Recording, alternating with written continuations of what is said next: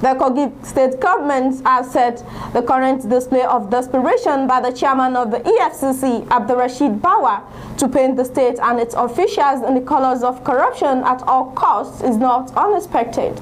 Speaking with newsmen at a media parley in Ilorin on Wednesday, the Commissioner for Information and Communication, Kingsley Fanwo, said the recent attempt is a political tool to silence the governor and distract him from the task of gaining support for the election of the APC presidential candidate, Senator Bola Ahmed Tinubu. He explained the reason why the state government went to court to challenge the Naira redesign policy, especially the dates the old Naira was seen to be legal tender, which was born out of the need to defend the survival and the economic rights of Nigerians. The state government therefore promised not to give in to any intimidation or threats by the convicted Abdurrashid Bawa, using the EFCC and taxpayers' resources at its disposal to fight personal and proxy battles, while calling on the president to call Bawa and Emefiele to order before they throw the country into a huge crisis with their disdain for the rule of law. The state government pledged to continue to resort to constitutionally provided mechanisms in resolving disagreements. It, however, called on Nigerians to remain steadfast in the build-up to the February 25, 2023 polls. If you found the stolen money, you don't stop by just returning it to the CBN. You should prosecute the actors behind the graft.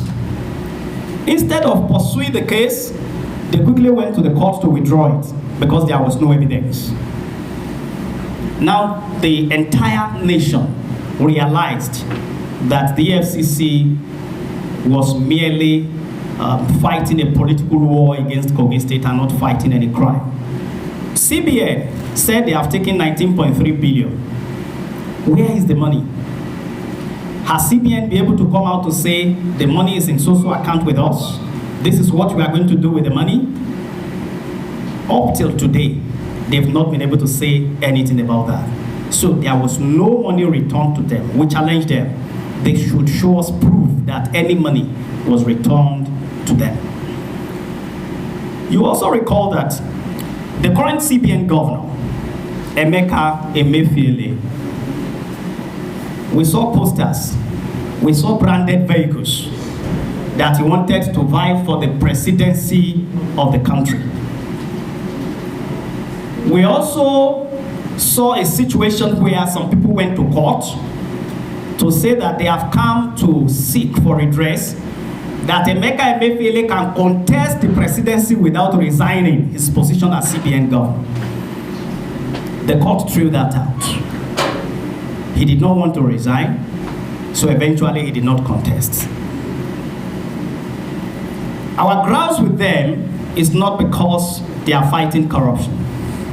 We have an inbuilt mechanism as a state in Kogi to fight corruption. And we have won many transparency and accountability awards as a government. So, fighting corruption is something that is beneficial to all Nigerians, and we support it 100%.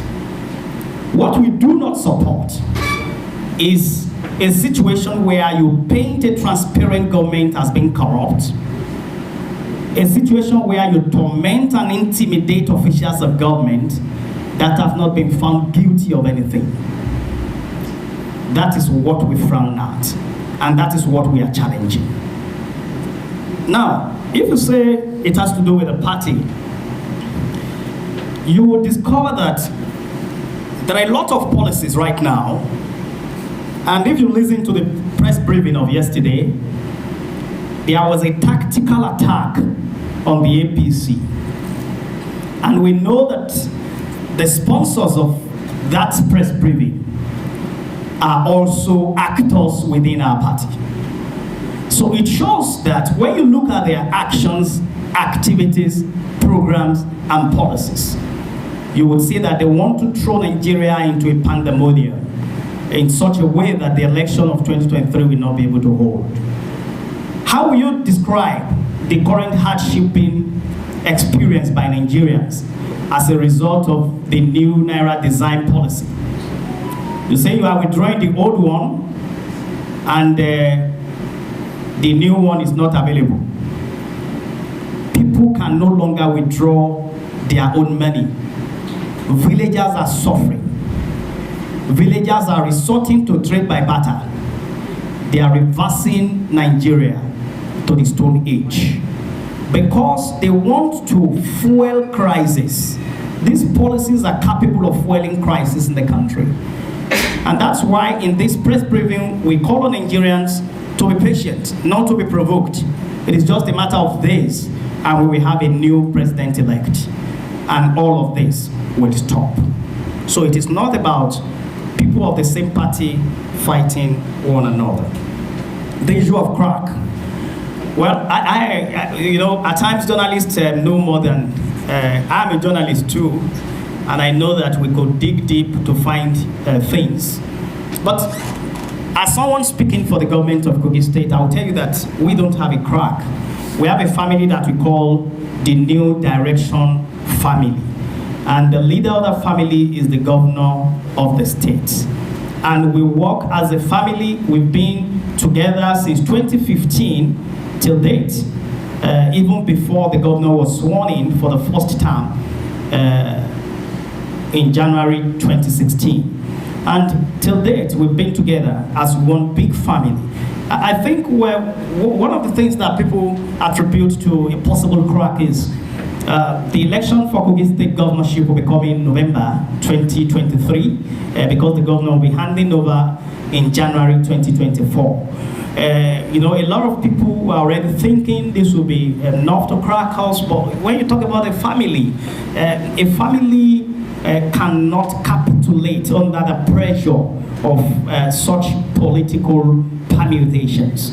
We as a family are ready to ensure that the process is transparent and a successor who will carry on with the New Direction policy of our governor that has devoted a lot of resources to education, healthcare, youth and women inclusion, rural infrastructural development, civil service reforms. Somebody that will be able to carry on that is the person that will definitely succeed as the governor. And the family will soon come together and, you know, we are together. We will come together to tell the world that we are united when the candidate of our party will emerge. We hope and we have very high confidence that APC will continue to lead our state because so far it has been able to lead the state to prosperity, to greatness and development.